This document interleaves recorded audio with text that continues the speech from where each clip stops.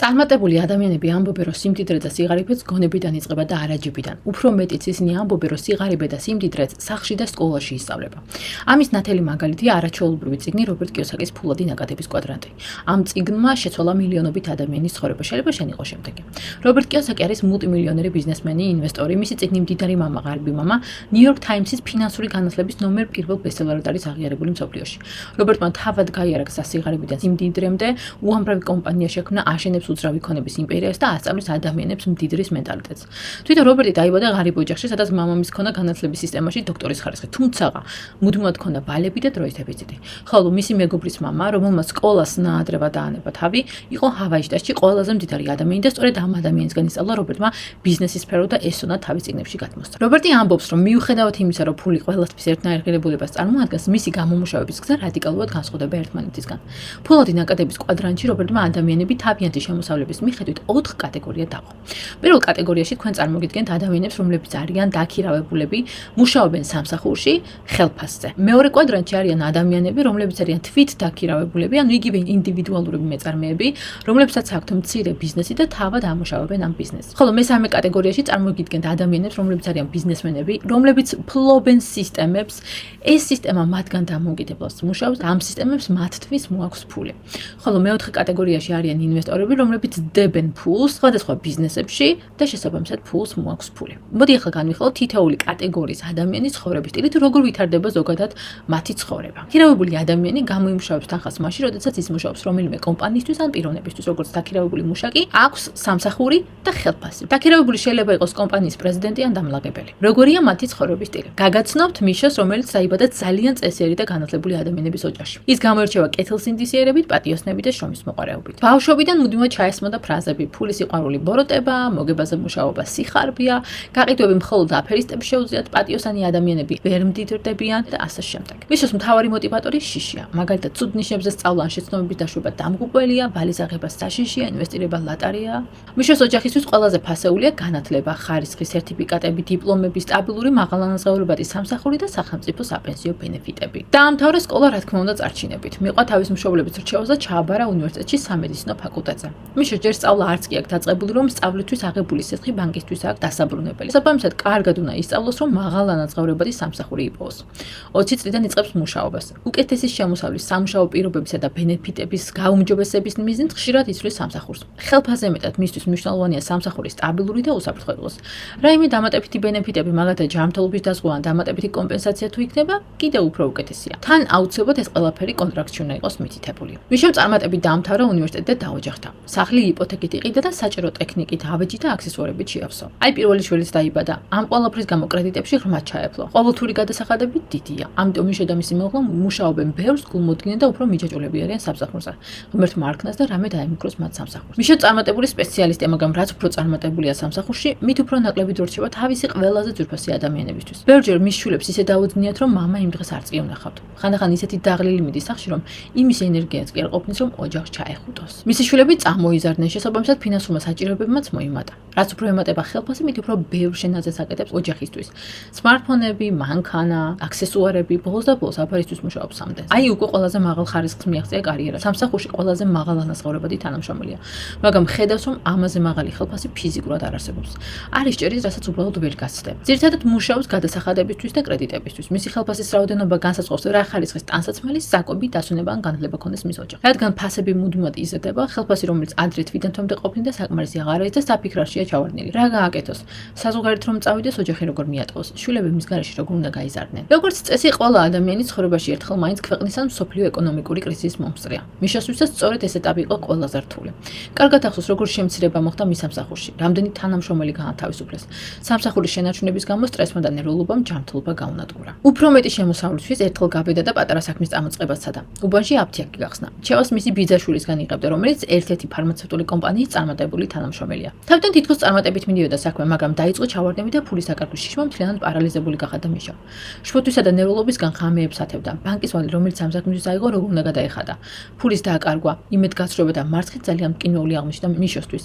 ფიზიკურადაც კი შეურყია ჯანმრთელობა. ყველაფერს თავი დაანება და ისევ დაიწყო ერთ მსხვილ კლინიკაში მუშაობა, რასაც მისი გონება ყველაზე კარგად იყო გაწაფული. კიდევ ერთხელ დარწმუნდა, რომ ბიზნესის ნიჭით არ იყო დაჯილდოებული, არადა მისი იდეებით რამდენმა ადამიანმა აწყო საქმე და ფული იშოვა. ბატონი მიშო უკვე 65 წლისაა და მუშაობის 40 წლიანი სტაჟი აქვს. ეს არის მინიმუმ ყოველდღიური 8 საათიანი დამღლელი მუშაობა. უკვე სამსახური ისე აქვს ყალში ამოსული, რომ ყოველდღე მისთვის მუშაობა ტრაგედიაა. ის ემოციურად დაღლილია და სულიერად გამოფიტულია. რაც შეეხება შვებულებას, ამ 40 წლის განმავლობაში ჯამურად მხოლოდ 2 წელიწადნახევარი დაიცვანა.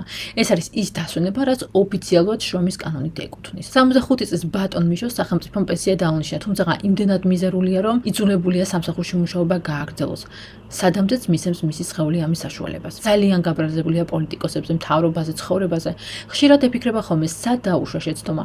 ის ხო კეთილი მრჩევლებისა და მშობლების ყველა რჩევას ითვალისწინებდა. ჯერ განათლებაში ჩადებული ამხელა რესურსი, მერე ამდენი წლის მუშაობა, ყველაფერს აკეთებდა, რომ შეექმნა ნათელი უზრუნველი მომავალი, მაგრამ თელმა ცხოვრებამ ჩაიარა ისე, რომ ბოლოს მაინც ფინანსურ მაღაზში აღმოჩნდა. რაც შეეხება თვითდაქირავებულ ადამიანებს, ესენი არიან ადამიანები, რომლებსაც აქვთ საკუთარი საქმე. ამ შემთხვევაში წარმოგიდგენთ დავითს, რომელიც ძალიან მიზანდასახულია. დავით თითქმის იგივე მენტალიტეტის დიდნენ, როგორც მიშოს. ოჯახიდან და სკოლიდან მემკვიდრეობით ისეთივე ფასეულობები, შიშები და შეხედულები გადაეცა, როგორც მიშოს. დაამთავრა სტომატოლოგიური.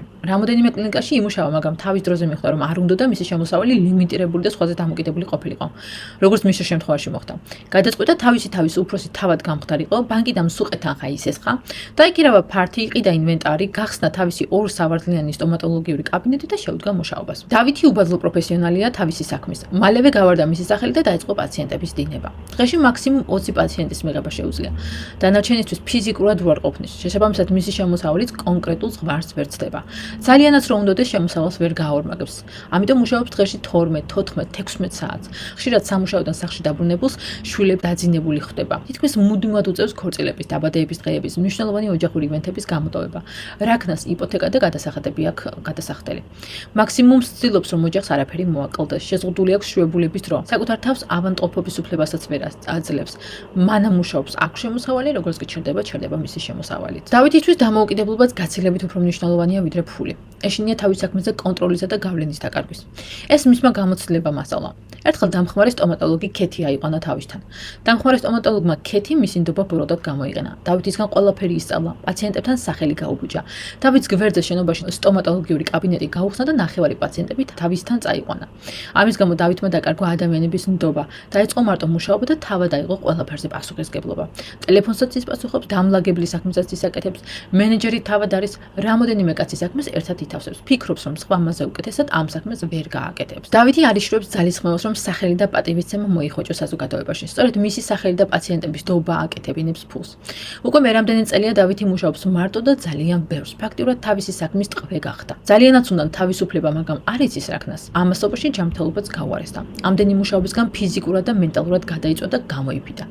ექიმი სულ ახსენებს, რომ უნდა დაისვენოს, მაგრამ რაქნას ყოველდღიური შრომა მისთვის ცხოვრების წესია. გარდა ამისა, ყოველწლიურმა ინფლაციამ და გადასახადებმა კიდევ უფრო მიაჯაჭვა თავის საქმეზე. ყველაზე ძალიან სიბერის ეშინია.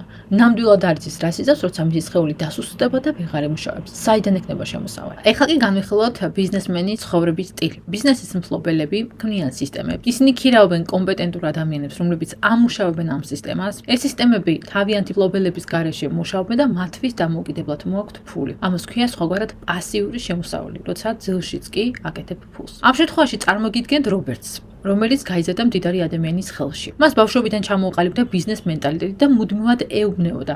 ისწავლე და ააშენე ბიზნეს სისტემა, რომ გახდე ინვესტორი. ფინანსური თავისუფლების გარეშე ნამდვილი თავისუფლება ვერ გექნება. ბიზნეს სისტემისთვის 2 უმნიშვნელოვანესი უნარია საჭირო. პირველი ბიზნესის ტექნიკური საკითხები და მეორე ლიდერშიპი და ურთიერთობების უნარი. ტექნიკური საკითხების სწავლა მარტივია, მაგრამ გაცილებით რთულია ადამიანებთან მუშაობა. ამიტომ ისწავლე ურთიერთობები და მოლაპარაკებები პროფესიონალურ დონეზე, რადგან ბიზნესში ყველაზე მნიშვნელოვანი და ფასდაუდებელი უნარი სწორედ ადამიანების ლიდერობა და ურთიერთობებია. წარმატება ცუდი მასწავლებელია, შენ სწავლობ მარცხსა და შეცდომებისგან. ისინი ღირებულ გამოცდილებას მოგცემენ. დააფასე ისინი არ შეგეშინეს შეცდომების დაშვების და გარისკვის. ფინანსური წარმატების გზაზე რამაც ხელი შეიძლება შეგიშალოს, ეს არის შენივე ხასიათი. აღმოაჩინე შენი სიძლიერე და იმუშავე შენ სისუსტეზე. დღევანდელ კვერცხზე კი არა და ზეგინდელ ინდავრზე იყავი ფოკუსირებული. ცხოვრება ფულზე მნიშვნელოვანია, მაგრამ ფული მნიშვნელოვანია, რომ უზრუნველყოფილი ცხოვრება გქონდეს. ამიტომ ისწავლე, რომ ფული ამუშავო შენთვის როგორც შენი მსახური და არა პირიქით, რომ შენ იმუშავო ფულისთვის. მისთვის. შენ გახდები თავისუფალი და შენი ძვირფასი დრო მოახმარე უფრო მნიშვნელოვან საკითხებს, როგორც არის ოჯახი, შვილების გაზრდა, ჯანმრთელობა, მოგზაურობა, ქველმოქმედება და ასე შემდეგ. მონური ცხოვრება, ფულისთვის მუშაობა, ფინანსურ სიღატაკეში ყოფნა და ვალები დიდი სიბოროტეა, რადგან ადამიანს ასწავლის სიხარბეს და შიშს. ეს კი ძალიან ცუდი მაგალითია შვილებისათვის. ბავშვები კი მაგალითით უფრო სწავლობენ ვიდრე სიტყვებით. ფრთხილად იყავი რჩევებთან, ვისგან იღებ და ვის გარემოს ვაჩხარ. ავარჯიშე გონება, რომ დაინახო ფაქტები და არა მოსაზრებები. ფული არის იდეა, რომელიც გონებით არის დანახული და არა თვალებით. რობერტს თავიდანვე ასწავლომ დედამმა მასწავლებლმა, რომ მთავარი მოტივატორი და ფასეულობა დრო და თავისუფლებაა, რომ არ იყოს მისი ცხოვრება დამოკიდებული არც მთავრობაზე, არც ეკონომიკის აღმავალ-დაღმავლობაზე, არც შვილებზე და არც პენსიაზე. ბავშვობიდან თავისი მდიდარი მასწავლებელი ამზადებდა მდიდრული ცხოვრებისთვის. რობერტი მასთან მუშაობდა, მაგრამ არასოდეს არ იღებდა ხელფასს. მისი მასწავლებელი ეუბნებოდა, რომ ხელფასი სულს კლავს, როგორც ჰეროინი, ისე ხდება ადამიანი დამოკიდებული მასზე. შესაბამისად, როგორც ჰეროინის გადაგდება რთული, ასევე სამსახურის მენტალიტეტის გადაგდება რთული. რობერტმა უნივერსიტეტში ჩააბარა, მაგრამ მალევე თავი დაანება, რადგან მიხვდა, რომ უნივერსიტეტი აწევდა შრომის გადასვლას ხელფასზე, რომელიც არ მოუტანდა თავისუფლებას. მას განვითარება და განათლება ძალიან უყვარდა. ფიქრობდა, რომ ყველაზე მნიშვნელოვანი ჯერ საკუთარ თავში ჩადებული ინვესტიციაა. ამიტომ უნივერსიტეტის განათლების ნაცვლად მუდმივად დადიოდა ფასიან სემინარებზე, პიროვნული განვითარების, მარკეტინგის, მენეჯმენტის, ლიდერობის, საინვესტიციო და ბიზნეს ტრენინგებზე. მას არ აინტერესებდა ნიშნები და სერტიფიკატები, არამედ შეეძინა ის უნარ-ჩვევები, რომელიც ცხოვრებაში და ბიზნესში ძალიან გამოადგებოდა. ასევე ფრთხილად არჩევდა წასაკითხ ლიტერატურას. მიუხედავად იმისა, რომ ღია იყო რჩევების მისაღებად, ყურადღებით იყო თუ ვისგან იღებდა რჩევებს. მხოლოდ წარმატებულ ადამიანებს უსმენდა, ვისაც ის შედეგი ჰქონდა, რაზეც რობერტი ოცნებობდა. რობერტს ახალგაზრდობაში ბევრი კომპლექსი ჰქონდა. ხალხი რა სიტყვის ჩემზე, სათანადოდ კარგი არ ვარ, ამას ვერ შევძლებ და ასე შემდეგ. ეს კომპლექსები ძალიან უშლიდა ხელს ურთიერთობაში, კომუნიკაციაში, ბიზნესში ჩამოყალიბებაში. ამის გამო მოძებნა კომპანია, რომელსაც ერთ-ერთი საუკეთესო ტრენინგები ჰქონდა გაყიდვებზე და დაიწყო მუშაობა. მუშაობის მიზანი არა ხელფასი, არამედ კომპლექსების დაძლევა და კომუნიკაციის უნარების გაუმჯობესება იყო.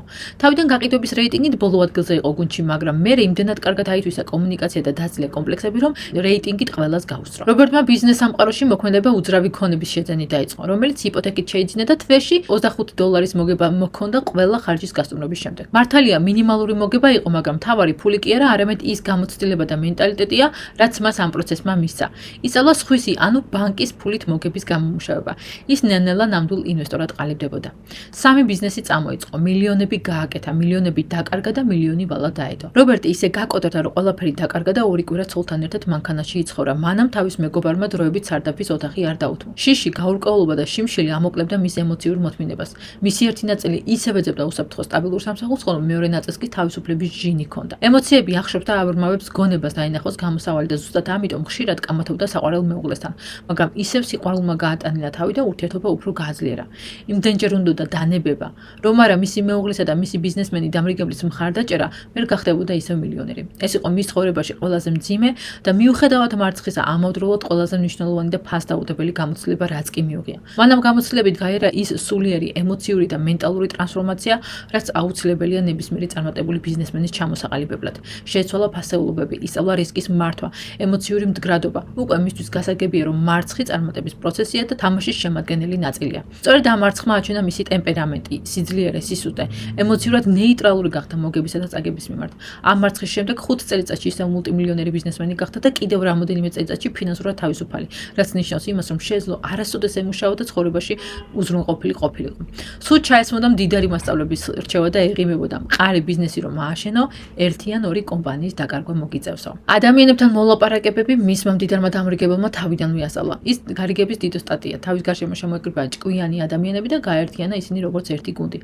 მან დაიქირავა პროფესიონალი ბუღალტერია, იყვანა ჭკვიანი ადვოკატი, ხელშეკრულება გააფორმა ერთ-ერთ მსხვილ ინვესტორთან, რომელმაც მის ბიზნესში თანხა ჩადო. რობერტის მთავარი мотиваცია ასეთია: რატომ უნდა ვაკეთოთ საქმე თავად მარტო მე, როცა შემიძლია დავიქირავო ჭკვიანი ადამიანები და მათ გააკეთონ ჩემი საქმე. დროთა განმავლობაში იმდენად კარგად ისწავლა რისკის მართვა, რომ აღარ ეშინია ეკონომიკური კრიზისების. პირიქით, ზუსტად კრიზისის საშუალებით გახდა კიდევ უფრო მდიდარი. უკვე დიდი ავტორიტეტია ბიზნესში, რის შედეგადაც ბევრი ინვესტორი აფორმებს მასთან ხელშეკრულებას და დებენ მის ბიზნესში ფულს. ამით კი რობერტი უფრო და უფრო აფართოვებს თავის ბიზნესს, უფრო და უფრო ნაკლები ძალისხმევით აშენებს კორპორაციებს. რობერტმა იმხელა კაპიტალი დააგროვა, რომ ეხლა თავად არის ინვესტორი და რადგან ბიზნესში დიდი გამოცდილება შეიძინა, უკვე ინტუიციურად შეუძლია ამოიცნოს, რომელი ბიზნესი გაამართლებს, რომელია მყარი და რომელ ბიზნესში ჯობს თანხის ჩადება. ამ ყველაფერმა მოუტანა ძალიან დიდი სიმდიდრე, ბევრი თავისუფალი დრო და ავტორიტეტი.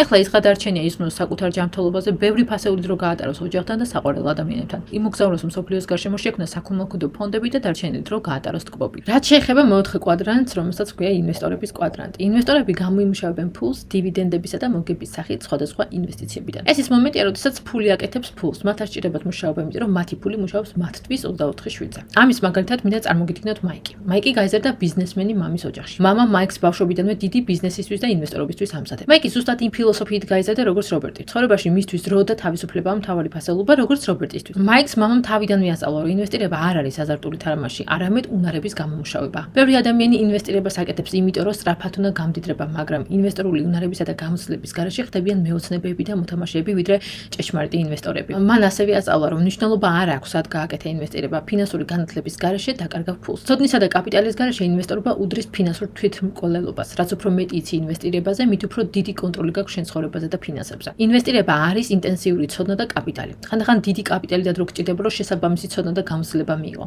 ზოგჯერ ინვესტიციიდან მოგებაზე გასასვლელად დიდი დროა საჭირო, მაგრამ შედეგი გასაოცარია. რისკის თავიდან აცილების ნაცვლად ისწავლე რისკის მართვა, იმიტომ რომ ადამიანები, რომლებიც რისკავენ, ცვლიან სამყაროს. ძალიან ცოტაა სამყაროში ისეთი ადამიანი, რომელმაც არ გარისკა და წარმატებული გახდა. რისკის მართვა ველოსიპედის მართვასავით არის. თავიდან წაიქცევი, მაგრამ რაღაც დროის შემდეგ თავისუფლად შეძლო ველოსიპედის მართვას. ასევეა ინვესტირებაც, როცა იზრდება შენი ბუნებრივი ნაწილი, ისევე როგორც ველოსიპედის მართვაა. წარმატება თუ მარცხი, სიმდიდრე თუ სიღარიბე, დამოკიდებულია თუ რამდენად ჭკვიანი ინვესტორი ხარ. ჭკვიანი ინვესტორი მილიონებს აკეთებს ეკონომიკური კრიზისებისა და ლხინის დროს. მაიკი ძალიან ახალგაზრდა იყო, როცა მამამისის კომპანიის პრეზიდენტი გახდა და დაიწყო მისი გაფართოება. ის გამოირჩეოდა თავდაჯერებლობით, დაჟინებულობით და მიზანსწრაფულობით. ბევრი პროექტი წამოიწყო მოგების იმედით, მაგრამ 6 ჯერ დადგა მისი ბიზნესი განკუთრების წინაშე. მილიონობით ვალიც კი დაედო. მაიკ ძალიან არ უყვარდა მარცხი, წარუმატებლობა დიდ შფოთვას იწვევდა მასში. ხანდახან ეჭვიებარებოდა საკუთარ თავში და გადაწყვეტილებებში.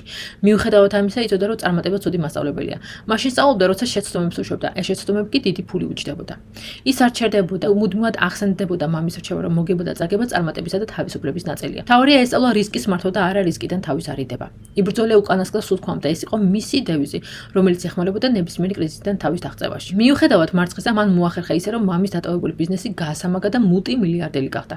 მას უკვე დიდი სახელი და ავტორიტეტი აქვს. ინვესტირება მისთვის უკვე რისკი კი არა, სახალისოა. არ აქვს მნიშვნელობა კრიზისია თუ ლხინია. საიდუმლო არ არის, რომ კრიზისის დროს უფრო მეტ ფულს აკეთებს, იმიტომ რომ არა ინვესტორები პანიკაში ვარდებიან და ყიდიან ყველაფერს. ამიტომ ეკონომიკური ცვლილებები მისთვის ხელსაყრელია. მან შექმნა რეალითი შოუები, შექმნა უძრავი ქონების უშველებელი კორპორაციები, ჩამოაყალიბა თავისი ქსელური კომპანიები, დაწერა წიგნები. უკვე მისი მიზანია, რომ ადამიანებს ასწავლოს ფინანსური სიდუხჭერის დაძლევა. თქვენ ახლა მოისმენთ 4 სხვადასხვა კატეგორიის ადამიანის ცხოვრება, მათი განსხვავებული აღზრდის სტილი, შეხედულებები, აზროვნება, რწმუნებულებები და შესაბამისად მიიღებული ცხოვრების სტილი. როგორც ხედავთ, ფულის სამყარო ერთი დიდი სისტემაა. ამ სისტემაში დაქირავებული ადამიანი მუშაობს სისტემისთვის. თვითდასაქმებული ადამიანი თავად ხდება სისტემა.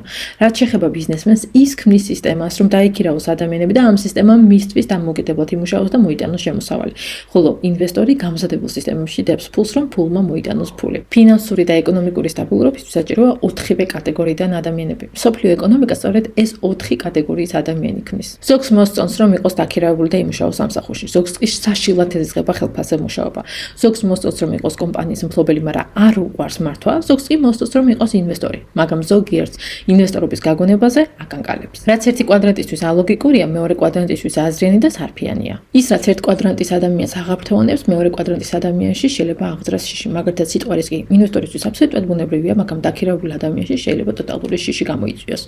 იმიტომ რომ სიტყვებს უკან არის მთავარი ფასეულობა და ზუსტად ამ ფასეულობებით განსხვავდებით ინდივიდები. თითოეული კვადრანტი არანაირად არ არის უპირატესი ერთი მეორეზე. თითოეულ კვადრანტს აქვს თავისი ძლიერი მხარეები და სისუსტეები. შეიძლება მდიდარი ან ღარიბი იყო ნებისმიერ კვადრანტში. ერთი ან მეორე კვადრანტში ყოფნა არ გაძლევს ფინანსური წარმატების გარანტიას. თქვენ გინდათ თუ არ გინდათ, ყველა ჩვენთაგანი ვართ ერთ დიდ თამაში, რომელსაც ფულის თამაში ქვია. ამ თამაში თითოეული კვადრანტიდან ადამიანები თამაშობენ განსხვავებული მენტალიტეტით და წესებით, რადგან თამაშის წესები თითოეულ კვადრანტში განსხვავებულია. ამ ვიდეოდან მინიმუმ მიხვდებით თუ რატომ მუშაობენ ზოგიერთი ადამიანები ნაკლებს და აქვთ ძალიან დიდი შემოსავალი. მათ იციან, რომელი კვადრანტში ყოფნას რა უპირატესობა აქვს. სამყაროში წესების ორი წყება არსებობს, ერთი მდიდრებისთვის, ხოლო მეორე დანარჩენი სხვებისთვის.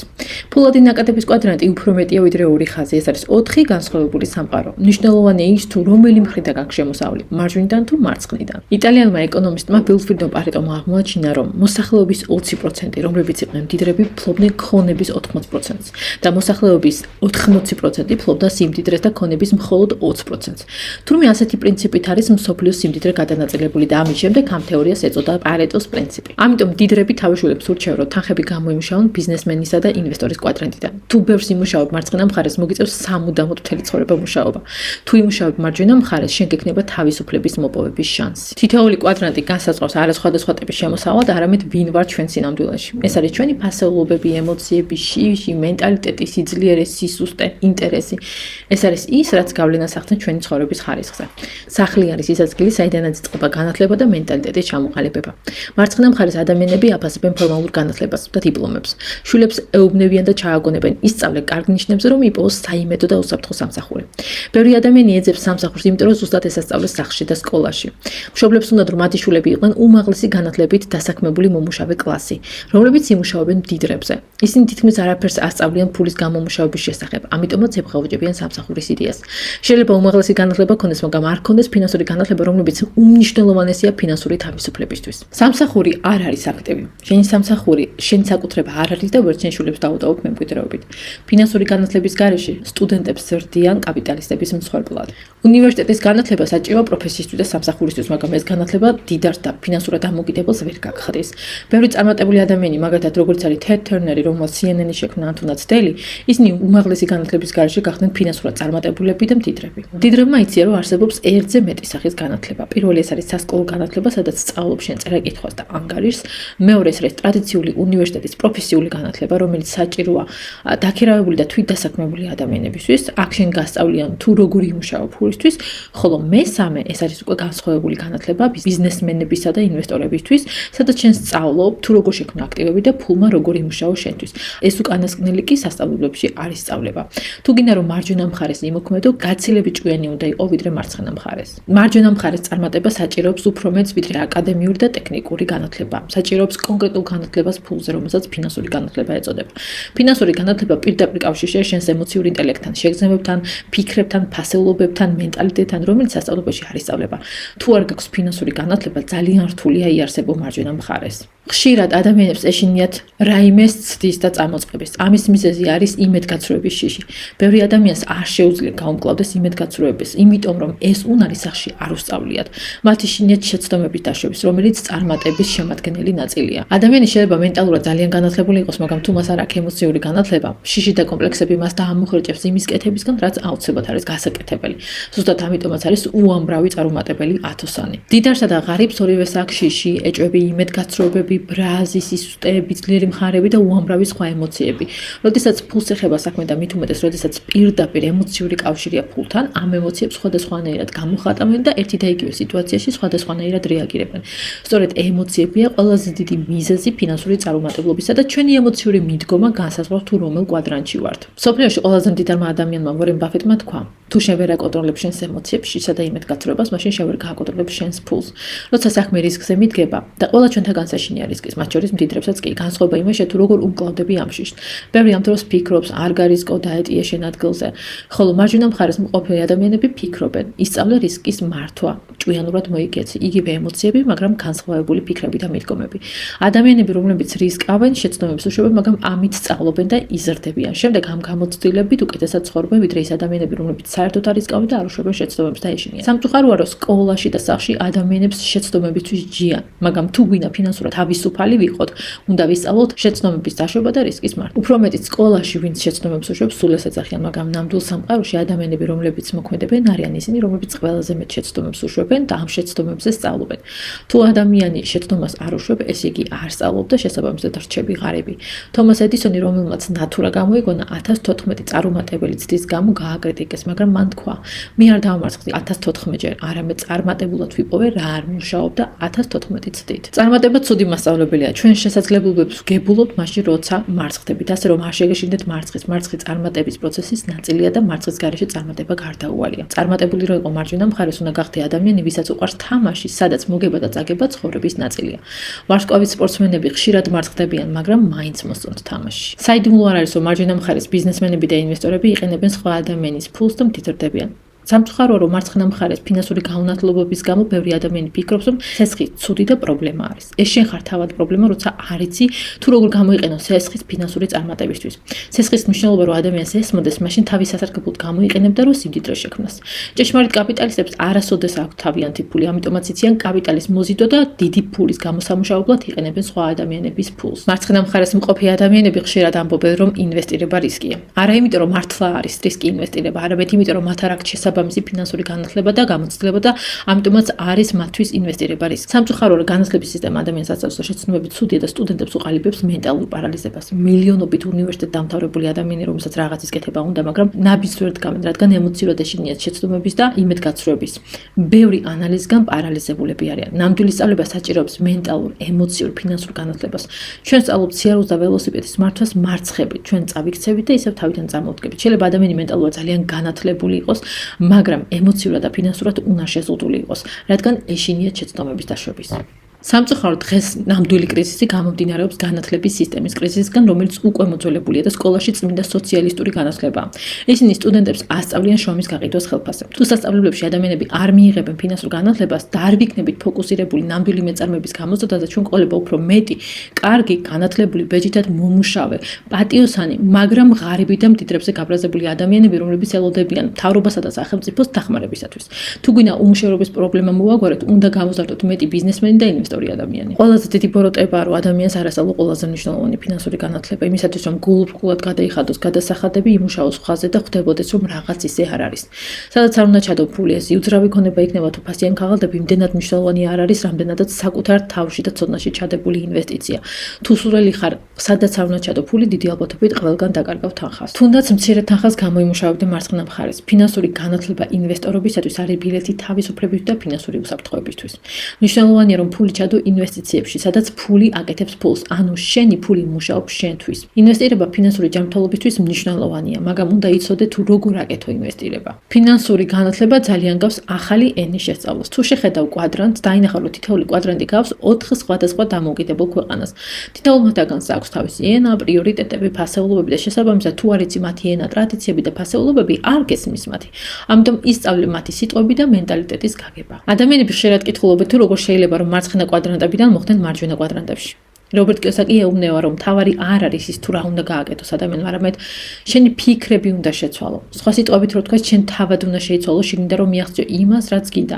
ეს სულება გაცილებით მეტია, ეს არის მენტალური და ემოციური გარდასახვა. სხვადასხვა კვადრანტში ყოფნა საჭიროებს სხვადასხვა აზროვნებას. თუ მენტალურად სრულებებისთვის მოქნილი ხარ, დიდ ფინანსურ წარმატებას და თავისუფლებას მიაღწევ, მაგრამ ბევრისთვის ეს პროცესი ძალიან რთულია, რადგან ბევრი ადამიანი მენტალურად გაჭედილია ერთ კვადრანტში და ერთ აზროვნებაში. ამიტომ კვადრანტის ცვლილება არ არის მარტივი, ეს არის რთული, სერიოზული, მენტალური, ემოციური და სულიერი მუშაობა საკუთარ თავზე. სხვა სიტყვებით რო ვთქვათ, გზა ერთი კვადრანტიდან მეორეში არის შინაგანი სულიერი მოგზაურობა. ეს არის მოგზაურობა ერთი წყება ფასეულობებისა და ტექნიკური უნარებისა, ჩაანაცვლო მეორე წყება ფასეულობებითა და ტექნიკური უნარებით. ადამიანი ვერ იპოვი თავისუფლებას თუ არ გაუში ძველი ჩვევები. ეს ისეთივე პროცესია, როგორც ველოსიპედის მართვა. თავიდან ვარდნები და მარცხები ხშირია. ეს ძალიან დამთგუნველი, დამომცირებელი და იმედგამაცრუებელია, მაგრამ დროთა განმავლობაში ეს ვარდნა მცირდება და ველოსიპედის ტარება ხდება ავტომატური. სწორედ იგივე ემოციური პროცესია, როდესაც შენ გინდა შენი მენტალობა გარდაქმნა ფინანსური სტაბილურობიდან ფინანსურ თავისუფლებაზე. რეალური გამოწვევა არის ის ცვლილება, რომელიც შენ უნდა მოახდინოს შენს გონებაში და გარდაიქმნა. ზოგიერთისთვის ეს პროცესი მარტივია, ზოგიერთისთვის კი წარმოუდგენელი. ამიტომ მარცხნიდან მარჯვნივ გადასვლისთვის საკმარისი არ არის აკეთო ის, რასაც ბიზნესმენები და ინვესტორები აკეთებენ, არამედ საჭიროა მათსავით იფიქრო და მათსავით იაზრონო. შენ უნდა შეცვალო შენი მენტალობა, შეცვალო შენი ყოფა, ემოციები და შეხედულებები. მიზეზი რატომაც არის ცვლილება რთული, იმიტომ რომ ფული დღეს არსებობისთვის მნიშვნელოვანია. სისულელია რომ მთელი ცხოვრება გაატარო ფულის შოვნაში და თავი მოიკატონო თითქოს ფული არ არის მნიშვნელოვანი. შინაგანი ბრძოლა ვინ ხარ დღეს უპირისპირდება ვინ გინდა გახდე ხვალ. შენი ერთი ნაწილი ეძებს უსაფრთხო სტაბილურ სამსახურს, ხოლო მეორე ნაწილს ფინანსური თავისუფლებას. ამიტომ მხოლოდ შენ წყვიტავ, რომელი ნაწილი გაიმარჯვებს შენში ბიზნეს სამყაროში შეხვალ, თუ ისევ დაუბრუნდები სტაბილურ სამსახურ და ცხოვრების ბოლომდე იმუშავებ. ყველა ეძებს ფორმულას, რომ ერთ ღამეში გამდიდდეს და ადამიანები ბრაზდებიან, როცა აგებულობენ, რომ ესეთი ფორმულა არ არსებობს. ზოგიერთი ადამიანი ფიქრობს, რომ განსაკუთრებული ნიჭი და უნარით უნდა იყოს დაჯილდოებული, რომ მეწარმე და ინვესტორი გახდე. თუმცა მათ სჭირდებათ გაანალიზება, რომ ჯერ ცვლილება საკუთარი საკუთარი თავიდან უნდა დაიწყონ. სინამდვილეში ერთადერთი აქტივი ან პასივი ხარ შენ თავად, იმიტომ რომ მხოლოდ შენ შეგიძლია შეცვალო შენი ცხოვრება უკეთესობისკენ ან უარესობისკენ. ამიტომ ფინანსური განათლება უმნიშვნელოვანესია. იმდენი ადამიანი მინახავს, რომელიც კარგ ბიზნესს გადაიბარებს, ან მემკვიდრეობით შეხვდება კარგი ქონება, მაგრამ გაანიავებენ და კოშმარად აქცევენ. ბევრ ადამიანს პერსონალურ ცხოვრებაშიც იგივე ემართება. ისინი კარგ პიროვნებას ეძებენ ოჯახის შესაქმნელად იმის ნაცვლად, რომ თავად გახდნენ უკეთესი პიროვნებები. ფინანსური ინტელექტი არის უნარი, როდესაც შენ შრომასა და ფულს გარდაქმნი პასიურ შემოსავალში. მდიდარი ადამიანები ფოკუსირებენ, რომ შექმნან აქტივები და არ იმუშავენ ფულისთვის ბევრი. ამიტომ რა რეკომენდაციებს იძლევიან ისინი?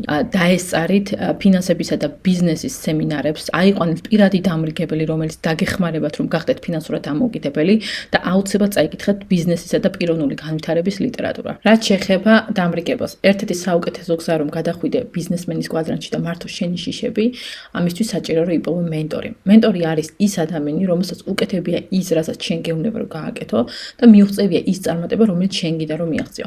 ნუ იპოვეთ მრჩევლებს. მრჩევლები გეტყვიან რა უნდა გააკეთო, მაგრამ ეს თავად არ გაუკეთებიათ.